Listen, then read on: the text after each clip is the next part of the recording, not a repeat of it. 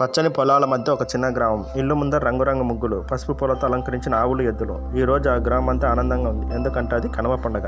సూర్యుడి నుంచి బంగారు కిరణాలు పడగానే ఆకాశం నుంచి ఓ దైవకాంతి భూమిపై దిగింది. అదే క్షణంలో కైలాసం నుంచి శివుడు చిరునవ్వుతో గ్రామంలో అడుగుపెట్టాడు. గ్రామం అంతా శాంతితో నిండిపోయింది. ఇళ్ల ముందర గొబ్బెమ్మ దగ్గర వినాయకుడు మోదకాలు పట్టుకొని కూర్చున్నాడు. పిల్లల నవ్వులతో ఆ వీధులు ఆనందంతో మెరిసిపోయాయి. పొలాల మధ్యలో శ్రీ వెంకటేశ్వర స్వామి రైతులను ఆశీర్వదిస్తూ మీ కష్టం వృధా కాదు అని దీవించాడు. పంటలు బంగారంలా మెరసాయి.